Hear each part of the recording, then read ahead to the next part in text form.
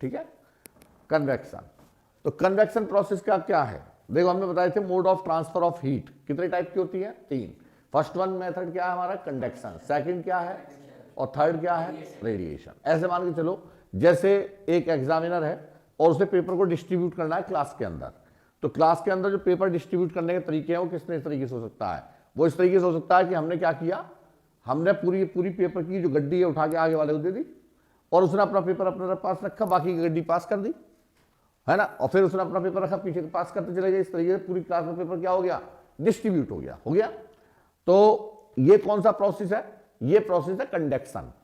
इसमें actual movement नहीं हुआ, यानी कि जो पार्टिकल है वो अपनी सीट से उठ के दूसरी सीट पे नहीं गया, जबकि पेपर ऑलरेडी पूरा वो पेपर क्या हो गया हमारा पूरी तरीके से डिस्ट्रीब्यूट। तो इस प्रोसेस को क्या बोलेंगे हम, तो without actual flow of matter, without the mode of transfer of heat, that is conduction, that is. अब दूसरी बात करते हैं कन्वेक्शन की। कन्वेक्शन प्रोसेस में क्या होगा, फ्लो करेगा मैटर, कैसे, जैसे कि ये हमारे पास एक बीकर है, अरे बेटा सुन ले, बस कुछ नहीं है, ये बीकर है और इस बीकर के अंदर पानी भरा हुआ है, ठीक, और हमने इसको क्या किया, इसका एक side it is to be placed in contact with the heating source. किसके साथ रखा मैंने, हीटिंग सोर्स। जैसे हीटिंग सोर्स के कॉन्टैक्ट में रखा तो थोड़ी देर बाद आप क्या देखोगे, यहां से जो ये है हमारे पास एक सरफेस ये है, एक लेयर ये है हमारी, और एक लेयर है हमारी अपर। तो upper surface that is far away from the heating source और lower surface is in very much closer और in contact with the heating source. तो सबसे पहले कौन से पार्टिकल एब्जॉर्ब करेंगे एनर्जी, जो डायरेक्टली कॉन्टैक्ट में है, इन्होंने एनर्जी को एब्जॉर्ब किया। अब एनर्जी को एब्जॉर्ब करते ही आपने क्या देखा, जब आप पानी को बॉईल करते हैं तो एक पर्टिकुलर टाइम पे जैसे इसने एनर्जी एब्जॉर्ब की तो ये वाला पार्टिकल उठ के ऊपर की तरफ को जाएगा, देखते हैं, अरे फील किया नहीं किया, मैं पानी गर्म करते हैं तो पानी आज गर्म करके देखिएगा, जब आप पानी गर्म करोगे तो सबसे पहले नीचे का पार्टिकल बबल्स की फॉर्म में ऊपर आएगा, जो कांटेक्ट किसके कांटेक्ट में है, हीटिंग सोर्स के। तो यानी कि जैसे ये हीटिंग सोर्स के कांटेक्ट वाला पार्टिकल सबसे पहले एनर्जी एब्जॉर्ब करेगा और उस एनर्जी के कारण वो क्या करेगा, वो मूव करेगा, क्या करेगा, मूव। तो यहां पर समझना ध्यान से, यहां पर इन वाले पार्टिकल को मैंने नाम दिया कोल्ड वेपर्स। क्या नाम दिया बेटे, कोल्ड वेपर्स, और इसको नाम दिया मैंने क्या, hot vapours.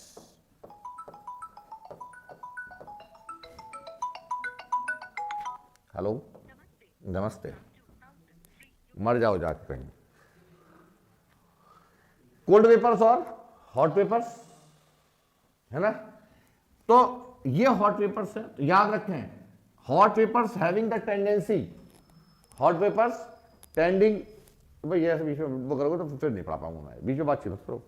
Hot vapours have the tendency to move upward, किधर साइड मूव करती है, इनकी टेंडेंसी हमेशा होगी अपवार्ड मूव करने की, जबकि cold vapours always have the tendency to move downward. ठीक, अब देखो यदि आप घर के सामने मतलब घर की एक दीवार पर बल्ब लगा हुआ है, ठीक, तो आप देखते होंगे, आपने फील किया होगा, आपने शायद ऑब्जर्व किया हो उस चीज को, फील तो नहीं किया होगा, ऑब्जर्व भी किया होगा कि जो बल्ब के ऊपर वाली सतह है, छत, वो ब्लैक हो जाती है, देखिए, मतलब कर क्या पढ़ क्यों रहे यार तुम लोग, क्यों आए हो इस धरती पर, एलियंस हो क्या है,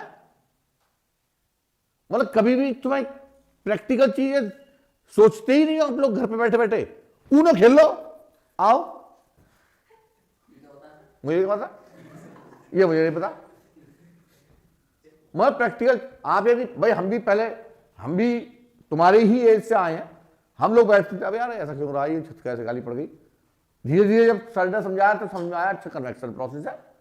क्यों, क्योंकि हीटिंग एलिमेंट से जो जब हीटिंग होगी तो एलिमेंट से क्या निकलेंगे, इलेक्ट्रॉन्स, और वो इलेक्ट्रॉन किधर की तरफ को मूव करेंगे, अप डायरेक्शन में, क्योंकि हॉट वेपर्स है और वो लगातार स्ट्राइक कर रहे हैं किससे, छत से, तो वो छत के जो पार्टिकल्स हैं वो धीरे धीरे क्या हो जाएंगे, ब्लैक, क्या हो जाएंगे, क्योंकि लगातार रेडिएशन, भाई एक तरीके से रेडिएशन जा रहा है ना ऊपर साइड को, रेडिएशन की फॉर्म में, और वो रेडिएशन जब ऊपर जाएगा तो उसके कलर को क्या कर देगा, जला देगा, यानी ब्लैक कर देगा। तो इससे हमें क्या पता चल गया कि जो हॉट वेपर्स है वो हमेशा किधर की तरफ मूव करते हैं, आप। अब कोल्ड वेपर्स कहां मूव करते हैं, तो इसलिए एसी कहां लगाता हूं मैं, रूफ साइड में। कहां लगेगा, क्योंकि कोल्ड वेपर्स की टेंडेंसी क्या है, नीचे आने की। पता चला तुमने यहां लगा दिया कि एसी तो है, हवा तो फेंकेगा ही, पर जमीन ठंडी कर दी और पूरा रूम गर्म। क्यों, क्योंकि कोल्ड वेपर्स की टेंडेंसी क्या है, डाउनवर्ड डायरेक्शन में मूव करने की। अब हीटर जो लगाना था हमें, हीटर चपका दे छत से, फिर कह रहा है सर छत फट गई। अब छत तो फटेगी, जब तुमने छत को सारी गर्माहट दे दी तो छत तो फटेगी, सीमेंट सूख जाएगा, पानी सूख जाएगा उसका, ठीक। तो इसलिए हीटर कहां रखा जाता है, जमीन पर। और एसी कहां लगाया जाता है, मतलब जो आउट इंडोर है वो कहां लगाया जाएगा, ठीक। क्यों लगाया जाएगा, समझ में आ गया, क्योंकि hot vapours always have the tendency to move upward, cold vapours always have the tendency to move down. जब भी आप लोग जाएं तो लर्निंग कैपेसिटी रखिए अपने अंदर, कैसा आखिर हो क्यों रहा है। जब तक आप खुद नहीं ऑब्जर्व करेंगे तब तक सीख नहीं सकते फिजिक्स को। फिजिक्स क्या है, नेचुरल फिनोमेना। तुम्हारी जानकारी तुम्हें मतलब ही नहीं है, नेचर गई भाड़ में, हमें सीखना ही नहीं नेचुरल फिनोमेना, तो तुम्हें फिजिक्स कौन पढ़ा देगा। जो तुम्हारे अंदर जिज्ञासा ही नहीं है फिजिक्स को सीखने की, नेचर के बारे में सीखने की ही कोई जिज्ञासा नहीं है, तो तुम्हें पढ़ा कौन देगा फिर फिजिक्स। सबसे पहले क्या चीज होती है, जानने की उत्सुकता, तभी तो फिजिक्स आई है।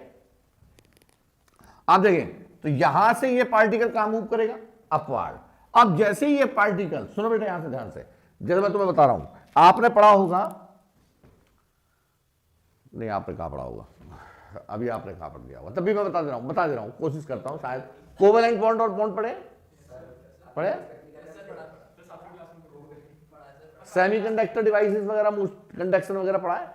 देखो सुनो, जैसे समझो, अरे समझ लो, हाँ चलो इसी से बताते हैं, ठीक है, यही समझो।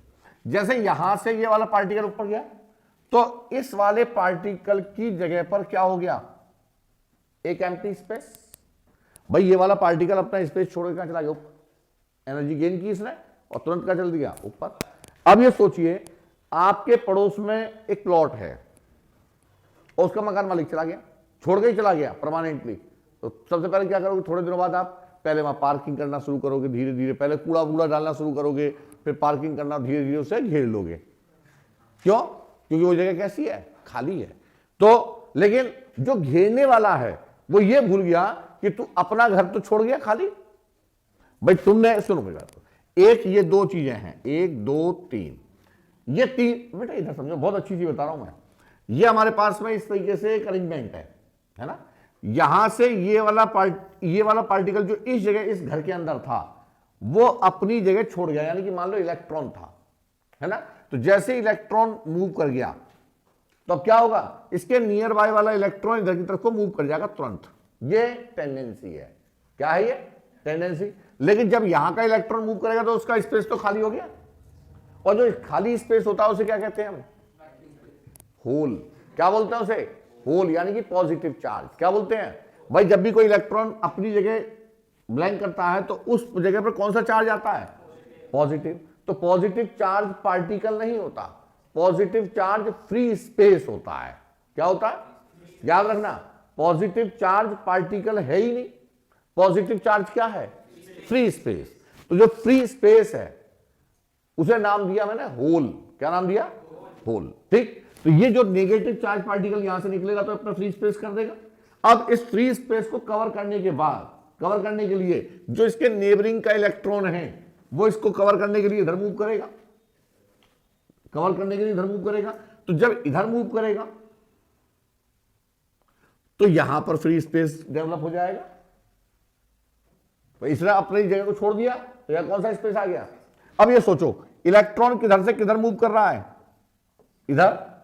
फ्री स्पेस कहां जनरेट हो रहा है, इसके अपोजिट डायरेक्शन में। अरे बेटा समझ, क्या नाम है, ये देखो ऐसे मान लो, समझना ध्यान से लो, ये यहां पर है, ये इस तरीके से एक अरेंजमेंट है, लीनियर अरेंजमेंट। हमने थोड़ी सी एनर्जी इस वाले को दी, इस इलेक्ट्रॉन को, जो यहां पे इलेक्ट्रॉन था, इलेक्ट्रॉन ने एनर्जी एब्जॉर्ब की, और इलेक्ट्रॉन ने एनर्जी एब्जॉर्ब करते इलेक्ट्रॉन चल दिया बाहर, चल दिया। तो इस इलेक्ट्रॉन जहां पर भी मूव करेगा तो बाहर गया, तो यहां पर कौन क्या डेवलप हो गया, पॉजिटिव चार्ज। अब यहां का जो नेबरिंग इलेक्ट्रॉन है वो किधर की तरफ को आ गया, इसके फ्री स्पेस को कवर करने के लिए। तो यहां का इलेक्ट्रॉन कहां की तरफ मूव किया, इधर की तरफ। यहां पर क्या कलेक्ट हो गया, क्या क्या क्रिएट हुआ, पॉजिटिव। फिर यहां का इलेक्ट्रॉन यहां की तरफ आया तो यहां पर क्या क्रिएट हुआ। तो अब समझ में आई कि नेगेटिव चार्ज के अपोजिट डायरेक्शन में क्या डेवलप होता है, पॉजिटिव। इसीलिए क्या कहते हैं हम कि नेगेटिव की अपोजिट डायरेक्शन में पॉजिटिव चार्ज फ्लो करता है। समझ में आगे कैसे होता है, क्योंकि चार्ज फ्लो नहीं करता पॉजिटिव, बल्कि चार्ज क्रिएट होता है पॉजिटिव। लेकिन क्रिएट किस डायरेक्शन में होता है, opposite to the movement of electron. Clear हो गई बात। अब सुनो, सेम वे वही तो प्रकृति है। हमने पानी गर्म किया तो फ्लूइड के जो पार्टिकल्स हैं, जो भी लिक्विड के पार्टिकल्स हैं, भाई हम क्या मान के चलते हैं, each and every substance consist with number of, अरे भाई नंबर ऑफ पार्टिकल्स।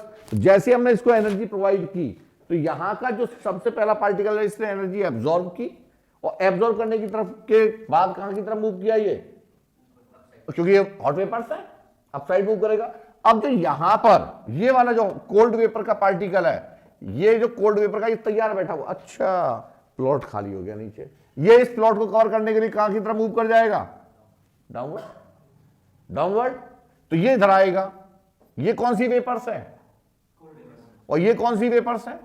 अब ऐसे इस वाले ने एनर्जी ऑब्जॉर्व की तो ये अपनी एनर्जी ऑब्जॉर्व करके कहां जाएगा, अपवर्ड डायरेक्शन में। यहां का जो इलेक्ट्रॉन है ये किधर मूव कर जाएगा, इस वाले। ठीक, थोड़ी देर बाद हम क्या देखेंगे, हम ये देख इसी तरीके से by actual movement of particle heat is to be transferred. Hot vapour के पार्टिकल किस रीजन में ट्रांसफर हो रहे हैं, कोल्ड रीजन में, और कोल्ड वेपर्स के ट्रांसफर हो रहे हैं हॉट रीजन में। धीरे धीरे पूरे लिक्विड का टेम्परेचर क्या हो जाएगा, गर्म हो जाएगा, टेम्परेचर चेंज हो जाएगा, टेम्परेचर। और वही धीरे धीरे क्या होगा, जब एक्सेस अमाउंट ऑफ एनर्जी होगी तो यही पार्टिकल धीरे धीरे क्या करेंगे, ये लीव द सरफेस,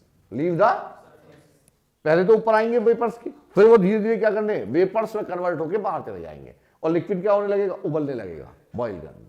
समझ में आ गई। इसे कहते हैं कन्वेक्शन प्रोसेस। क्या बोलते हैं इसे, लिखो, लिखिएगा, it is the process, convection में इट इज द प्रोसेस, अब तो नहीं भूलोगे, it is the process by which, क्या नाम है तुम्हारा, सभी के लिए कह रहा हूं बेटे, आपका इंटरेस्ट फिजिक्स में रियलिटी में जब भी डेवलप होता है जब आप अपने आसपास होने वाली चीजों के बारे में जानने की कोशिश करते हैं। भाई फिजिक्स की डेफिनेशन क्या है ना, तो फिजिक्स की फिजिकल फिनोमिना, और study of the physical phenomena और नेचुरल फिनोमिना, वही क्या है हमारी, हमें नेचर के बारे में नहीं जानने की उत्सुकता, क्या आखिर हो क्या रहा है ऐसे, तो हम फिजिक्स को क्यों जानेंगे, नहीं जानते। ठीक है, तो देखिएगा, convection, it is the process by which heat flow from the region of higher temperature, heat flow from the region of higher temperature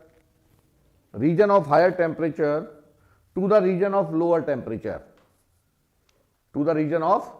temperature, by the actual movement of material particles, तो इसे बना लो diagram को, यही diagram of actual क्या है, material particle. ठीक है,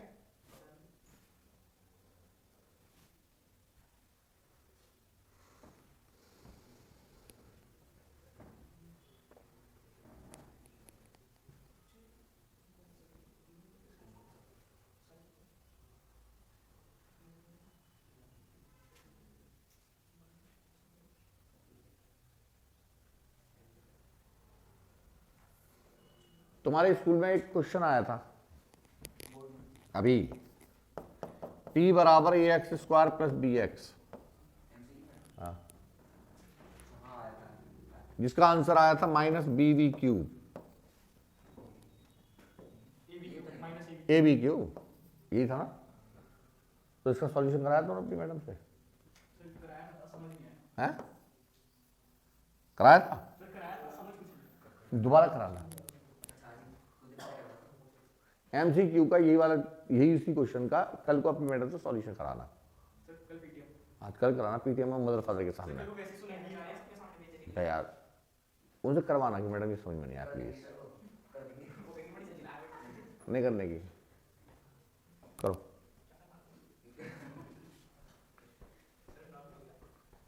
सारा का सारा एमसीक्यू तुम्हारा जेई मेन से उठा के डाल दिया, पता है तुम्हें सारे। ये अब लिखिएगा next, the convection process is classified in two categories.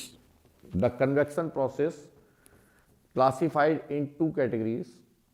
Number first, forced convection,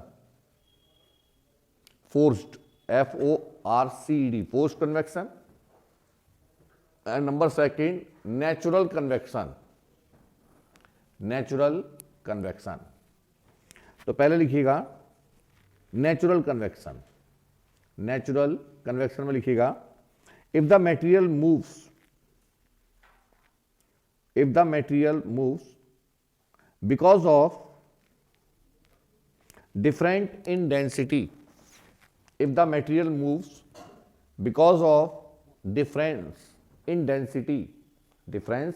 density, the process of heat transfer, the process of heat transfer called natural or free convection,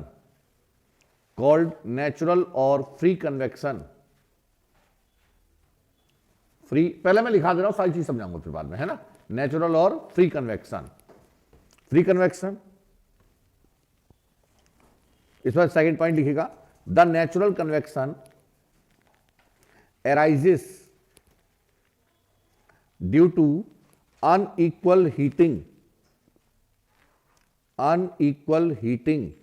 and gravity। इसको underline कर लीजिएगा, यही question पूछा गया था NEET में, unequal heating and gravity, इसे underline कीजिएगा, ये क्वेश्चन नीट में पूछा गया है आपका, ठीक है, कि नेचुरल कन्वेक्शन होने का कारण क्या है, अनइक्वल हीटिंग एंड ग्रेविटी, ठीक, अंडरलाइन कर लो इसे। अब लिखिएगा नेक्स्ट वन फोर्स्ड कन्वेक्शन, लिख लिया करो वहां पर, जहां पर मैं कहता हूं ना नीट में, तो वहां लिख लिया करो neat, forced convection, if the heated material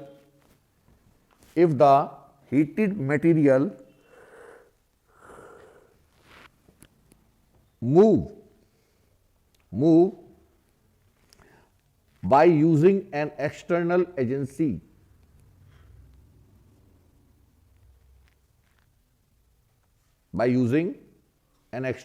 agency, comma blower, B-L-O-W-E-R, blower, or heating pump,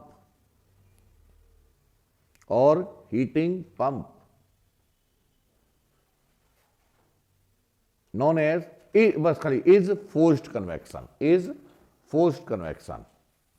अब सुनो बेटे, बात सुनो, देखो जो नेचुरल फिनोमिना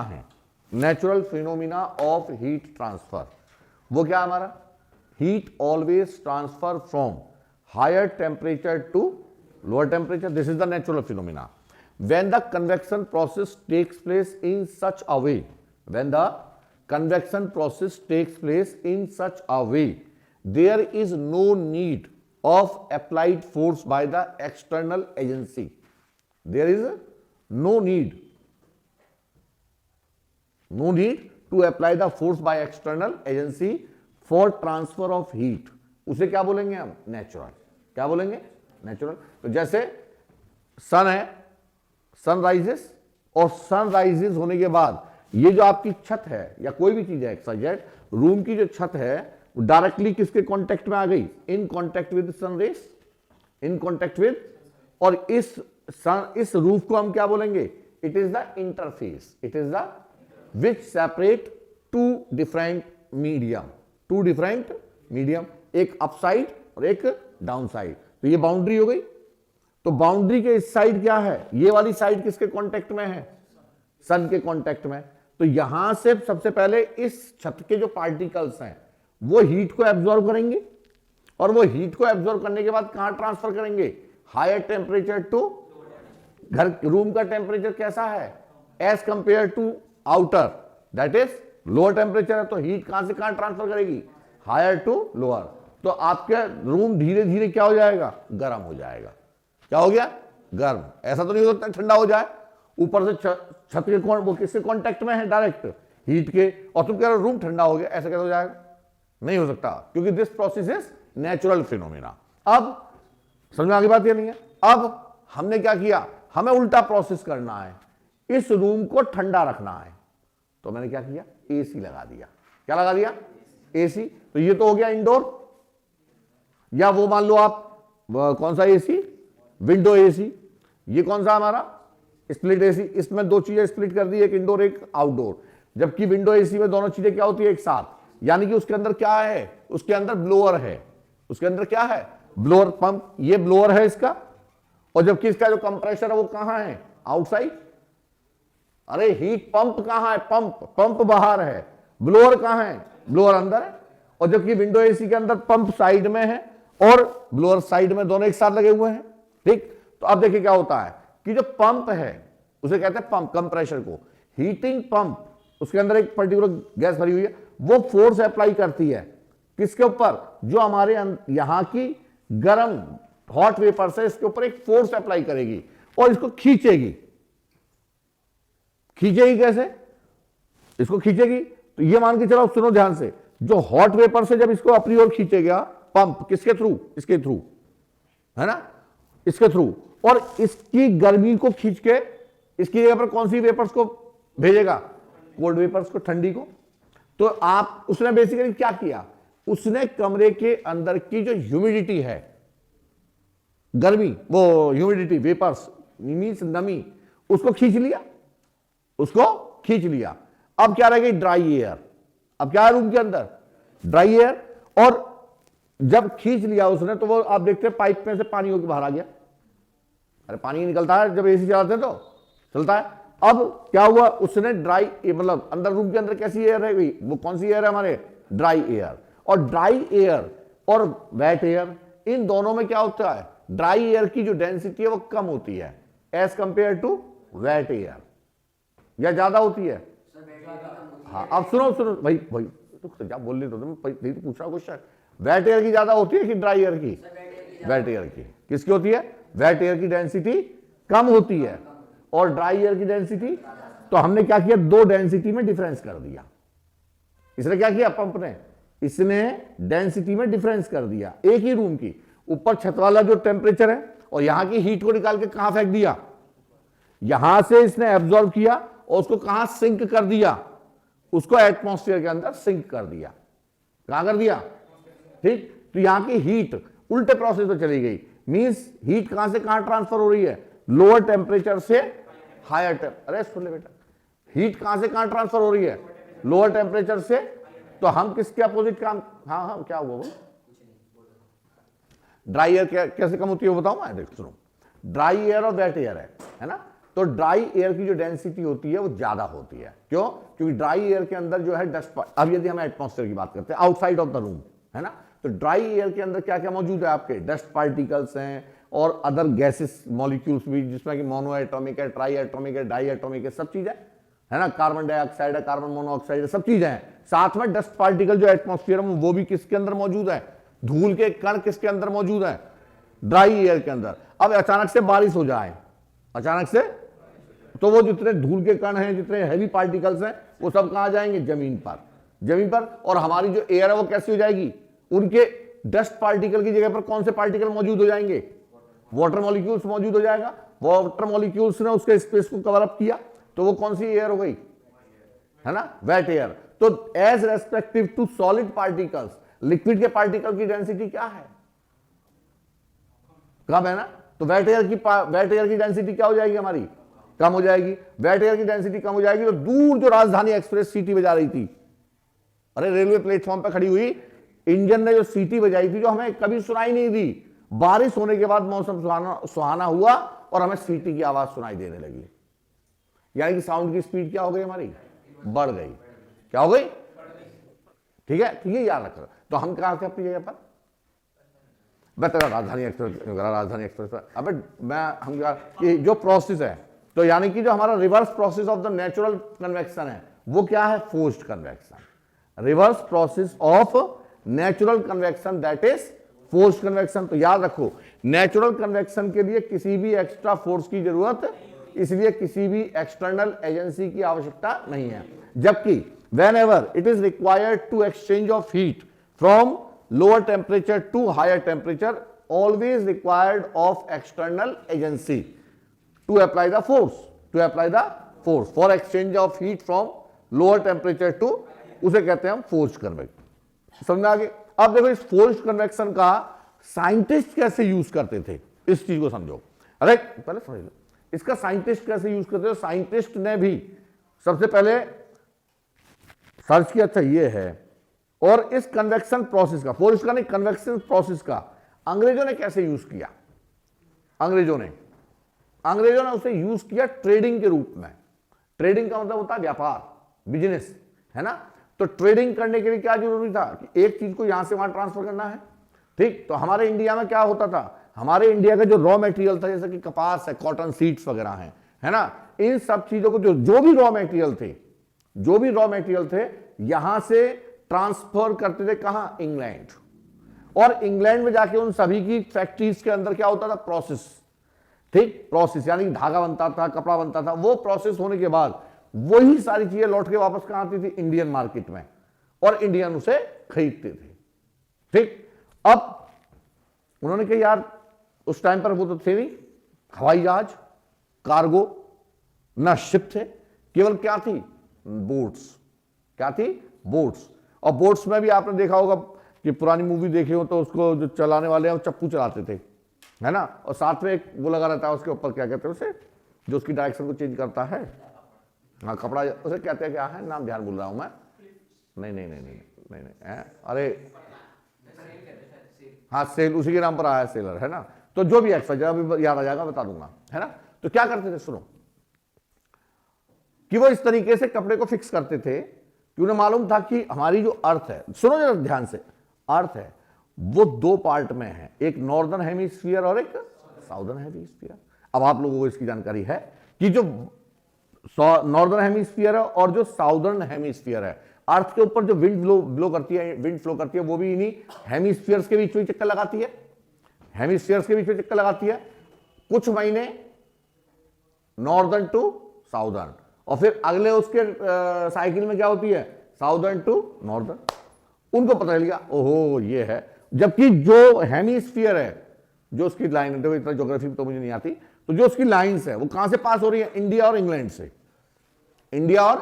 इंग्लैंड से, है ना। तो ये क्या करते थे कि जब डायरेक्शन इंडिया, मतलब हवाओं की जो डायरेक्शन है वो किधर से किधर होती थी, इंडिया से इंग्लैंड की तरफ, इंडिया से, तो ये अपने जहाज को ऐसे छोड़ देते थे, तो उसमें कम फोर्स लगाना पड़ता था, क्योंकि हवाएं खुद ही उस नाव को क्या कर रही हैं, आगे ले जा रही हैं। तो मिनिमम एफिशिएंसी में मैक्सिमम वर्क होता था। किसकी एफिशिएंसी में, मैन पावर। तो मैन पावर की कम जरूरत पड़ती थी, साथ में उसे चप्पू चलाने की जरूरत कम पड़ती थी। हवाएं क्या हो जाती थी, उस भरे हुए सामान को कहां लेके जाती थी, इंग्लैंड। जैसे प्रोसेसिंग कंप्लीट होती थी, इतने टाइम में क्या हो जाती थी, हवाओं की डायरेक्शन चेंज, तो वो अब उल्टी डायरेक्शन में इंग्लैंड से किधर की तरफ मूव कर रही है, इंडिया की तरफ। तो जो प्रोसेस्ड मटेरियल है वो अब कहां से कहां ट्रांसपोर्ट कर दिया जाता था, इंडिया की तरफ। तो the winds which are useful for the trading purpose, उनको नाम दिया गया ट्रेड विंड्स। क्या नाम दिया, ट्रेड विंड्स। आगे बात समझना। तो trade winds is the example of natural convection. Trade winds किसके कारण होती है, बिकॉज ऑफ कन्वेक्शन प्रोसेस।